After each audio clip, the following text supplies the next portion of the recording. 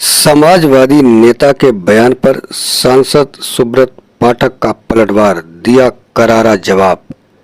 जी हां, बड़ी खबर आ रही है कन्नौज से, जहां सपा के कार्यकर्ता सम्मेलन में अखिलेश यादव के आने के बाद राजनीतिक गलियारों में आया भूचाल, वाद विवाद का दौर जारी। बताते चले, सपा सुप्रीमो अखिलेश यादव के कन्नौज कार्यकर्ता सम्मेलन में आने पर एक समाजवादी नेता द्वारा दिए गए विवादित बयान को लेकर सदर विधायक राज्य मंत्री असीम अरुण ने चुनाव आयोग में शिकायत की थी, जिसे आयोग द्वारा संज्ञान में लिया गया, जिसमें आदर्श आचार संहिता का उल्लंघन पाया गया, जिसके चलते उस कार्यकर्ता पर मुकदमा भी दर्ज हो गया। बावजूद इसके कन्नौज की राजनीति फिर गर्मा गई है। उसी को लेकर आज भाजपा सांसद सुब्रत पाठक द्वारा आनन फानन में प्रेस कॉन्फ्रेंस कर समाजवादी कार्यकर्ता द्वारा दिए गए विवादित बयान पर पलटवार किया गया। क्या था विवादित बयान और क्या कहा सांसद ने, दिखाते हैं आपको एक खास रिपोर्ट में। निकलो और शाम के 7 बजे वाले दारूबाज सांसद से बदला लेते रहो।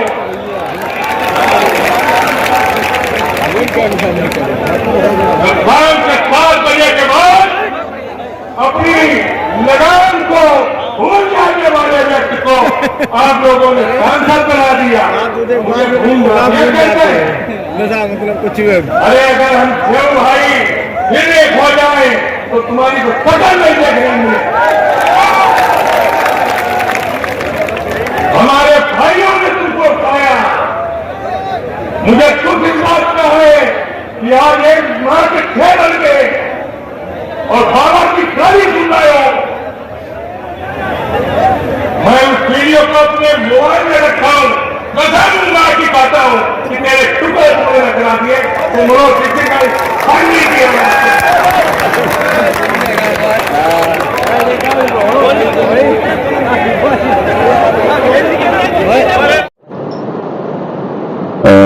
कल जिस प्रकार से अखिलेश यादव जी कन्नौज आए थे और आने के बाद social media, print media, electronic media सभी के माध्यम से कुछ विषय जो सामने आए हैं, उन्हीं को लेकर आज इस प्रेस कॉन्फ्रेंस को भारतीय जनता पार्टी की ओर से रखा गया है।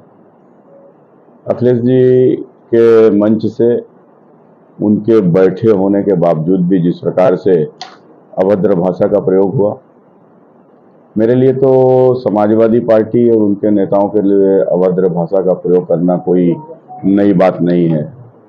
लेकिन जिस प्रकार से एक जाति विशेष के लिए, वो भी जो संविधान में प्रतिबंधित शब्द है, उसका इस्तेमाल कर जिस प्रकार की एक सामंतवादी सोच वो वहाँ से दर्शाई गई और अखिलेश जी जो स्वयं ताली पीटते रहे, ये बहुत दुखद है, बहुत निंदनीय है। जिस प्रकार से वो उत्तर प्रदेश के मुख्यमंत्री भी रहे हैं, मुख्यमंत्री होने के नाते वो कहीं ना कहीं उत्तर प्रदेश में एक सभी के अभिभावक का दर्जा उनको प्राप्त रहा है। उस प्रदेश में सभी जाति वर्ग के लोग आते हैं। अगर किसी जाति की संख्या कम होना और उसको लेकर इस प्रकार की टिप्पणी करना, तो ये उनका एक स्वभाव है, समाजवादी पार्टी का चरित्र है। तो कुल मिलाकर केवल अधिक संख्या वाली जातियों की तुष्टीकरण करना और तुष्टीकरण इस हद तक कर देना कि अगर जाति समुदाय विशेष का व्यक्ति है और वो आतंकवादी भी है तो भी उसको छोड़ दो, ये मुख्यमंत्री रहते ऐसा आदेश कर देना। दंगाई है तो किस प्रकार से उसके लिए आचरण रहना।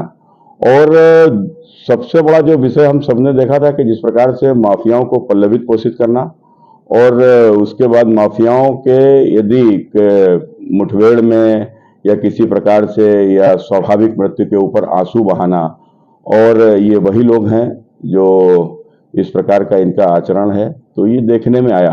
कुल मिलाकर मैं समझता था कि अखिलेश जी कन्नौज आएंगे और कन्नौज आने के बाद में अपनी प्रत्याशिता को यहाँ से घोषित करेंगे, लेकिन उन्होंने अब तक अपनी प्रत्याशिता को घोषित नहीं किया है। लगातार समाजवादी पार्टी के लोगों के द्वारा इस भाव के साथ में, धमकी के भाव के साथ में कि भैया आ रहे हैं, भैया आ रहे हैं, भैया आ रहे हैं, मैंने उनको लगता होगा कि जैसे भैया आ रहे हैं तो हम डर जाएंगे और हम यहाँ से छोड़कर चले जाएंगे। लेकिन मेरी पार्टी ने सबसे पहले मुझे यहाँ से भारतीय जनता पार्टी का प्रत्याशी घोषित कर दिया। उसके बाद से आज तक समाजवादी पार्टी का प्रत्याशी घोषित नहीं हो सका है। और उसके बाद जब वो मंच के ऊपर जिस प्रकार से धमकी दिलाई गई तो उसको मैं क्या समझूं। 2012 में यहाँ से श्रीमती डिंपल यादव जी निर्विरोध सांसद बनी थी। कैसे बनी थी आप सभी को पता है, किसी से छुपा हुआ नहीं है। जिस प्रकार से समाजवादी गुंडों ने वहां पर बैठकर कलेक्ट्रेट के बाहर और लोगों को जाने नहीं दिया, नॉमिनेशन नहीं करने दिया। भारतीय जनता पार्टी के जो प्रत्याशी थे वो उनको अंत समय पर किस प्रकार से रोक लिया, और या जो भी कुछ हुआ वो तो अलग विषय है, बाद में उन्हीं के साथ वो चले गए थे। लेकिन इस प्रकार से जो कोई भी नामांकन नहीं हुआ, सीबीसीआईडी में उसकी जांच भी हुई, चल रही है। जो अन्य लोग जो कराना चाहते थे नॉमिनेशन, उसमें एक पार्टी थी वोटर्स पार्टी करके, उसमें से जिन्होंने कोई पांडे थे शायद या जो भी, खैर तो उनके नाम पर उन्होंने अपना नॉमिनेशन किया और नॉमिनेशन को उनका पर्चा फाड़ दिया गया, जबकि वो ऑनलाइन नॉमिनेशन कर चुके थे। तो इसको लेकर जांच भी है, हो रही है, सीबीसीआईडी में थी मेरी जानकारी जहां तक है। लेकिन खैर वो सभी को पता है कि किस प्रकार से 2012 में डिंपल जी निर्विरोध हुई। 2014 में जब लोकसभा का चुनाव हुआ तो मैं श्रीमती डिंपल यादव जी के खिलाफ चुनाव लड़ा। उस समय पर बहुत से लोगों के समाजवादी पार्टी के एजेंटों ने और मुझसे इस मना भी किया कि आप चुनाव ना लड़ो, ये ठीक नहीं रहेगा। उस समय मेरी माता जी कन्नौज नगर पालिका से चेयरमैन थी, कई प्रकार के प्रलोभन भी दिए गए, लेकिन उसके बावजूद भी मैंने कहा कि यदि मेरी पार्टी टिकट देगी तो मैं चुनाव लड़ूंगा, और मैं चुनाव लड़ा भी। अब मैंने जो चुनाव लड़ दिया उनके खिलाफ, तो ये मैंने गुनाह कर दिया, इसलिए कि वो विशेष परिवार के, उनके खिलाफ कोई चुनाव नहीं लड़ सकता। और मैंने चुनाव लड़ने की चेष्टा की तो मेरे ऊपर किस प्रकार से एक झूठे आरोप लगाए गए, 20,000 रुपए का ताजिया के चंदे की लूट का एक झूठा आरोप। वो व्यक्ति आज भी कन्नौज में, आप जाकर पूछ लो क्या इस प्रकार की कोई घटना घटी थी।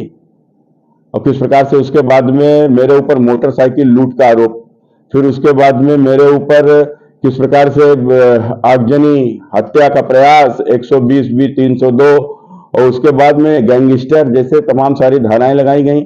रात में 2:30 बजे जहां पर मेरे घर में, जिस कमरे में मेरे बच्चे मेरी पत्नी सोती है, उस रूम में उस समय का इंस्पेक्टर घुसकर गया। किस प्रकार से मेरे परिवार को भी उस समय पर प्रताड़ित किया गया। मेरे 5 पीढ़ियों के इतिहास में कभी किसी के ऊपर 151 का मुकदमा भी दर्ज नहीं हुआ है। मेरे परिवार ने आज तक कभी किसी से अभद्रता भी नहीं की होगी, कोई एक आदमी बोल नहीं सकता।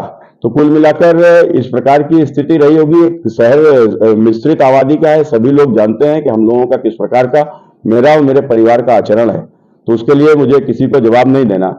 लेकिन इसके बावजूद भी जिस प्रकार का अत्याचार मेरे ऊपर उस समय पर किया गया वो बहुत निंदनीय है। मैं जेल भी रहा समाजवादी पार्टी की सरकार में, तो सरकार थी तो इस प्रकार का अत्याचार, और आज जब सरकार नहीं है और सरकार नहीं तो किस प्रकार के झूठे षड्यंत्र, झूठ, फरेब, बगैर किसी तथ्य के आरोप लगाना जिसका कोई प्रमाण नहीं, ऐसे आरोप भी लगाना और उसके बाद झूठ फैलाना, ये इनकी आदत में है। जो मूर्ति तिरवा में स्थापित है रानी अवंतीबाई लोधी जी को, उसके लिए कहना कि मूर्ति ना लगने देना, तो ये किस प्रकार के घृणित शब्दों का प्रयोग भी अखिलेश के माध्यम से हुआ। और साथ साथ मुझे जान से मारने की धमकी उनके सामने दी गई, ताली बजाते रहे अखिलेश जी के द्वारा, इनके इशारे पर मुझे धमकी दी गई। तो कुल मिलाकर ये एक सारा विषय है जो बेहद निंदनीय है। मैं चुनाव आयोग को मांग करता हूं कि FIR श्री अखिलेश यादव जी के खिलाफ होना चाहिए, क्योंकि वो स्वयं मंच के ऊपर थे, मंच उनका ही था। कोई दूसरा उस मंच पर बोलता है उसका कोई अर्थ नहीं होता है। अखिलेश जी के बगैर बताए, अखिलेश जी के बगैर इशारे पर कोई उनके सामने बोल ही नहीं सकता। तो इसलिए ये अखिलेश जी का सीधा सीधा 2014 का चुनाव उनकी पत्नी के खिलाफ लड़ने के कारण से, और 2019 में उनकी घोषणा कि मैं कन्नौज से लड़ूंगा, उसके बाद भी मेरा कन्नौज से आ जाने के कारण से अब वो मुझे मेरी जान माल को भी, तो ये किस प्रकार के घृणित शब्दों का प्रयोग भी अखिलेश के माध्यम से हुआ। और साथ साथ मुझे जान से मारने की धमकी उनके सामने दी गई, ताली बजाते रहे अखिलेश जी के द्वारा, इनके इशारे पर मुझे धमकी दी गई। तो कुल मिलाकर ये एक सारा विषय है जो बेहद निंदनीय है।